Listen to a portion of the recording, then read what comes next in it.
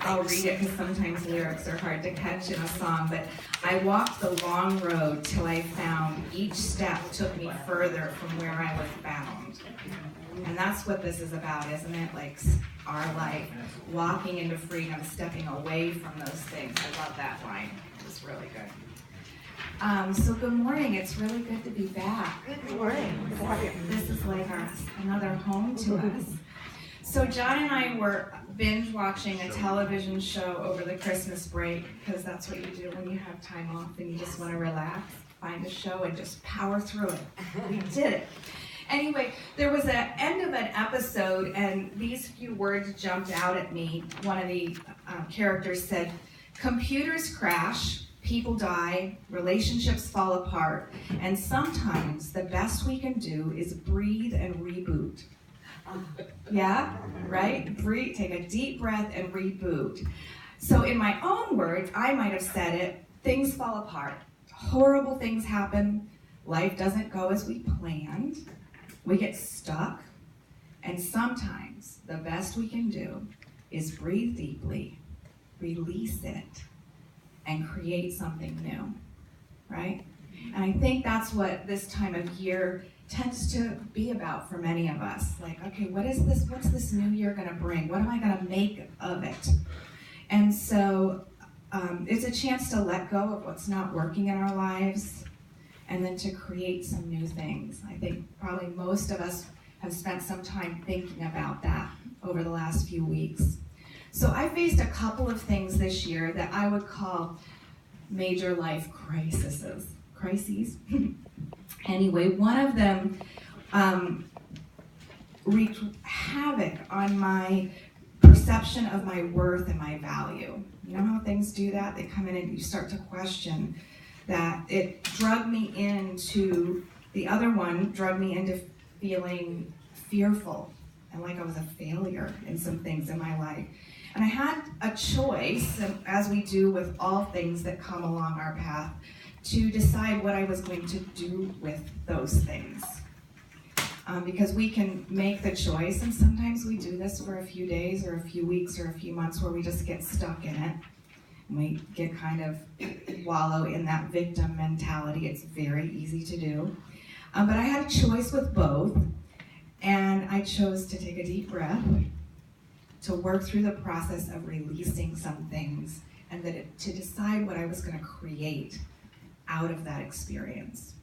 It's not always the easiest choice to make when things go wrong, but this is what has been going on in my life, and I want to share with you some of my own experience and lead us all into a time of doing some releasing and creating ourselves.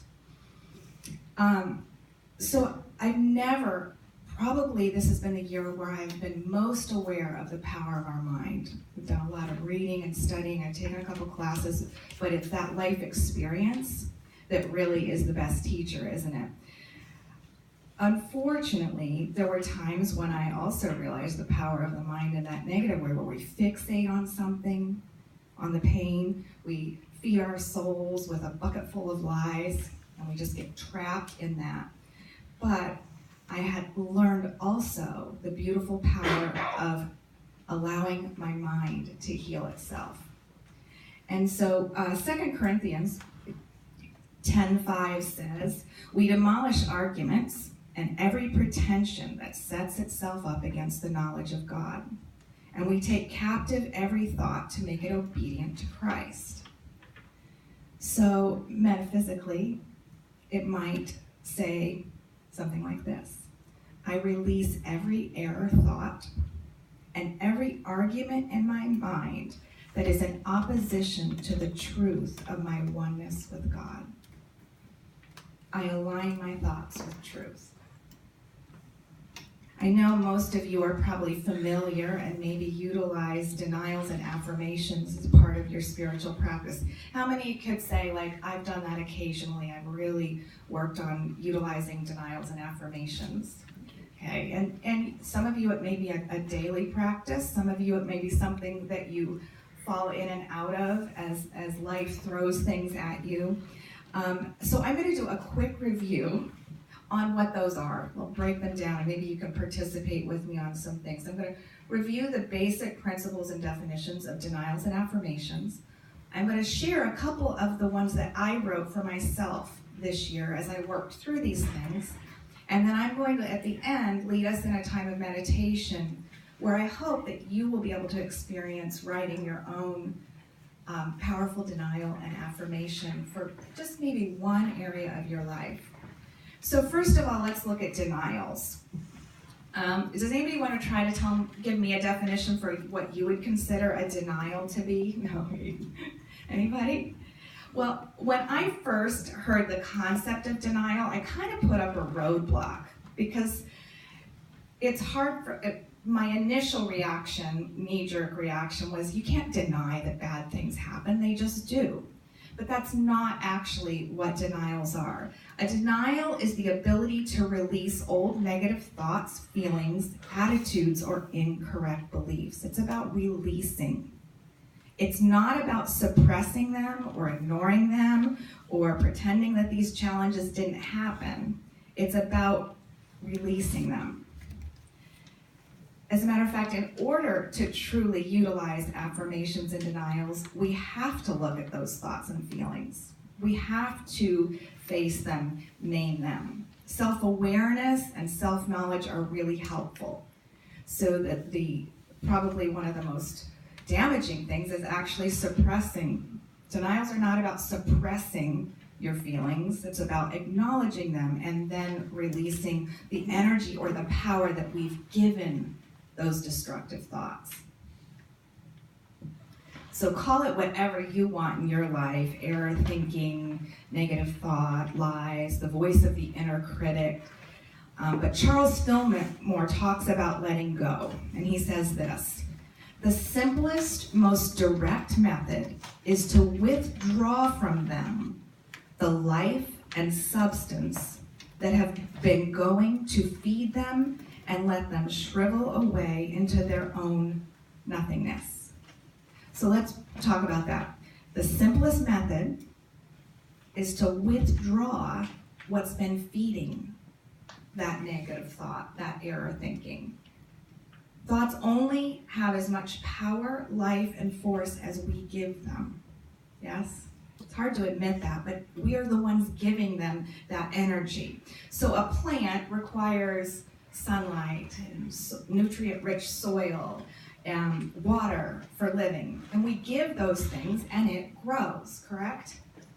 So thoughts, whether healing or destructive, are the same. We nurture them and they grow and they grow and they grow, yes?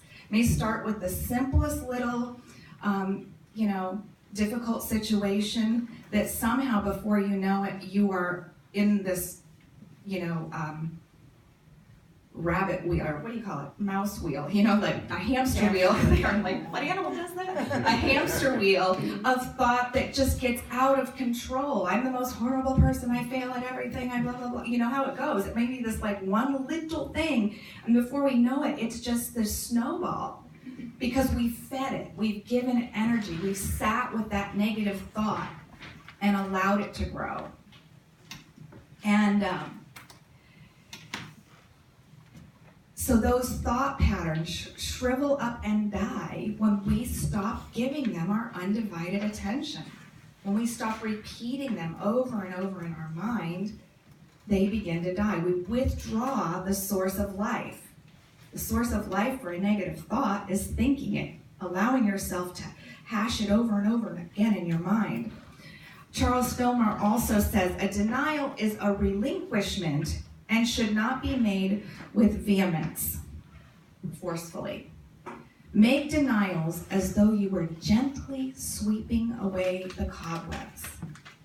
And I love that because I grew up with a spiritual background where the power of the mind was a big deal, but it was always like the battlefield of the mind, spiritual warfare, fight against that. It was like this intense work that had to be done, and it was a battle. There was actually a book back in probably the 90s called The Battlefield of the Mind, and I get it.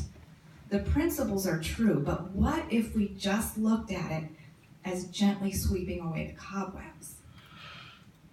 It's not a battle to be fought. It's a gentle cleaning that we give our mind daily, moment by moment, anytime the thought comes up. It's a gently pushing away of the cobwebs.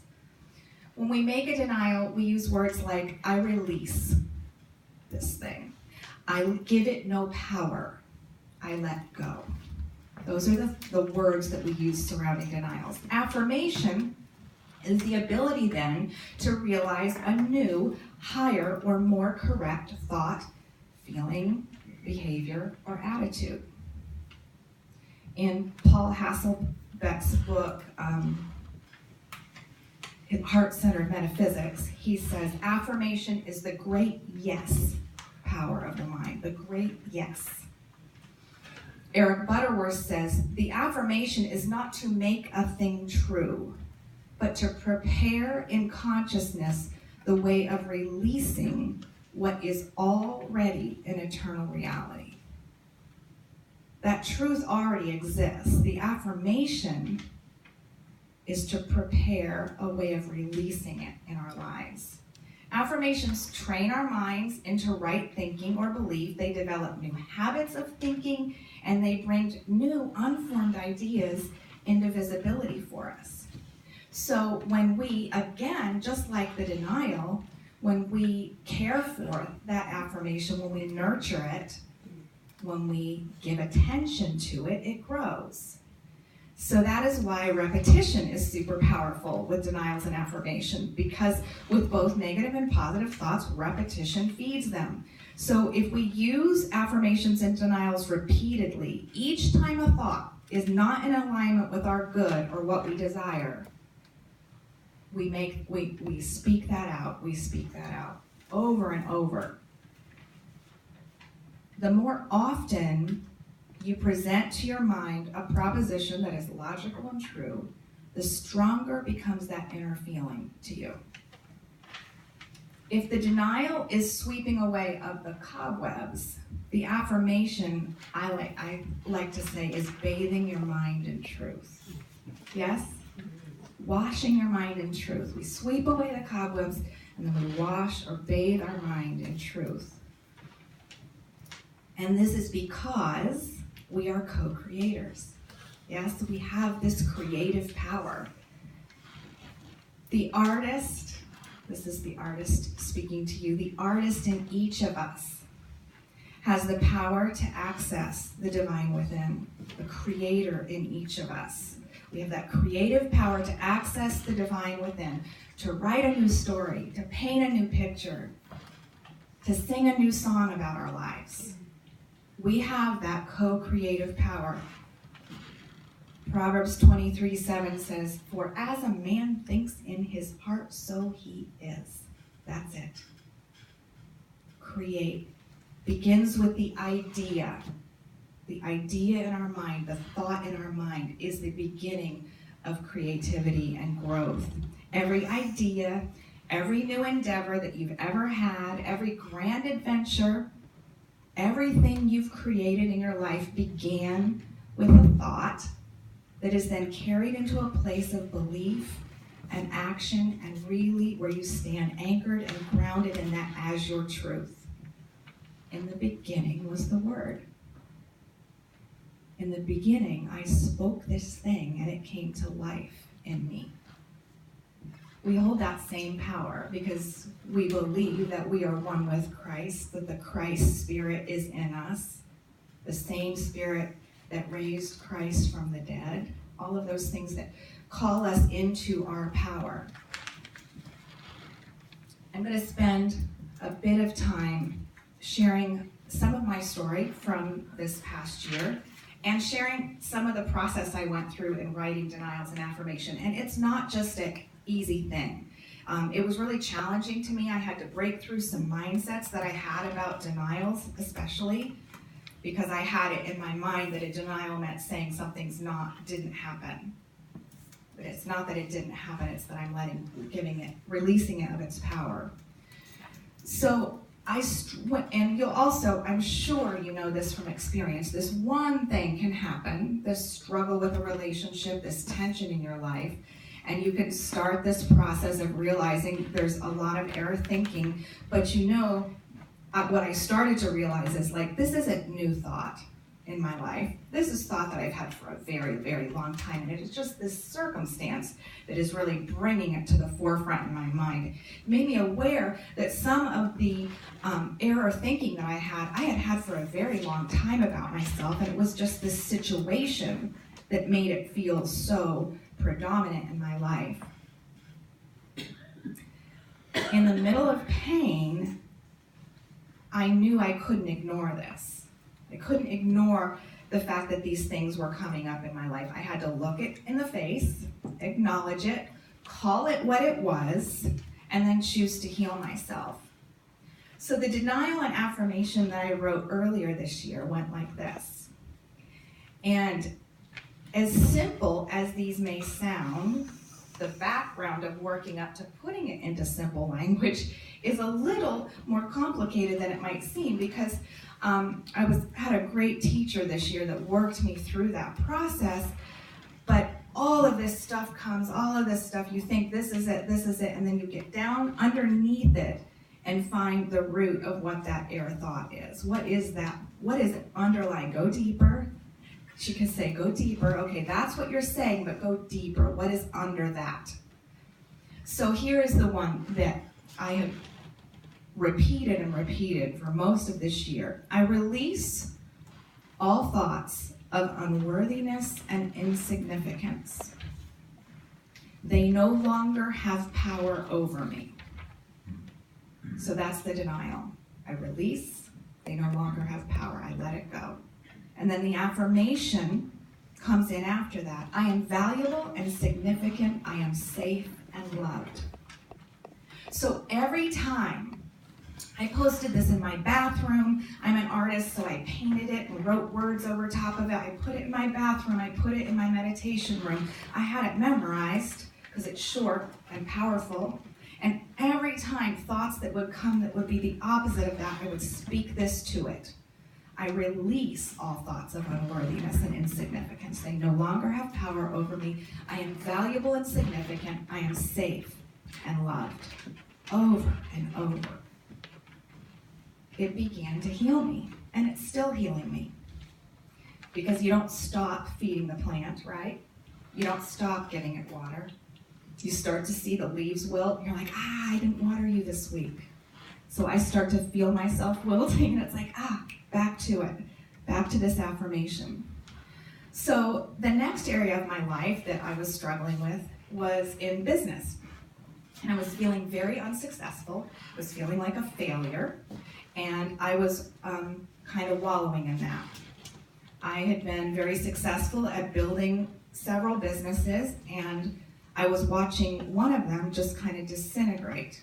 And I was pinning it on life's been hard. Those of you that know our story, our son died 4 years ago, our youngest son. Maddie died, and all this stuff happened afterwards. It's not fair. Life was hard enough. I didn't need this, this, and this to happen too. That victim mentality. And you can sit in that for a while, and grief is real. Feelings are legitimate, but at some point, I had to decide, am I going to sit in this, or am I going to work through it? Am I going to heal this thing? The first time I actually experienced intervention, divine intervention in my business, was in this room. It was before I had started speaking here, but John would come and sing, and he did this singing for a guest speaker whose name I do not remember, a woman. This was probably a couple years ago, and she led a meditation, and I had this, it was one of those guided meditations that was leading you into